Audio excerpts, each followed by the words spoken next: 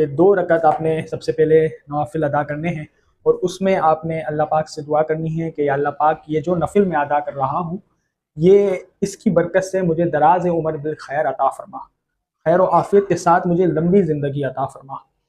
इन 2 रकत को अदा कर लेने के बाद आप चाहें तो 21 बार सूरह इखलास पढ़ सकते हैं, या तो फिर सूरह यासीन एक मरतबा आप पढ़ सकते हैं, जो बुज़ुर्गों का तरीका है उसके हिसाब से हम आज आपको ये नवाफिल बता रहे हैं।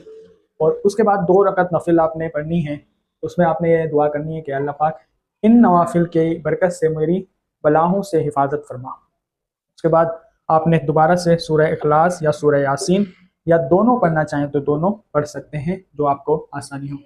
उसके बाद 2 रकात नमाज नफिल अदा करने हैं और उसमें अल्लाह पाक से दुआ करनी है। नीयत करते वक्त ये दुआ करनी है आपने कि या अल्लाह पाक ये जो नवाफिल मैं अदा करने जा रहा हूँ, इसकी बरकत से मुझे मखलूक की मोहताजी से महफूज फरमा। इन 6 नवाफिल को अदा करने के बाद हर 2 रकात के बाद आपने ये वाला अमल करना है कि सूरह इखलास या तो 21 मरतबा या सूरह यासीन अगर हो सके तो दोनों अदा कर लीजिए। फिर इसमें कोई ख़ास तरीका नहीं है इस नमाज का, ये आम नमाज़ों की तरह ही अदा की जाती है। और इसमें सूरह फातिहा के बाद जो आपको सूरत आती हो, जो आसान लगे वो आप पढ़ सकते हैं, कोई ख़ास सूरत नहीं है।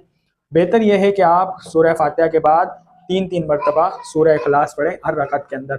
अच्छा, ये जो तरीका है ये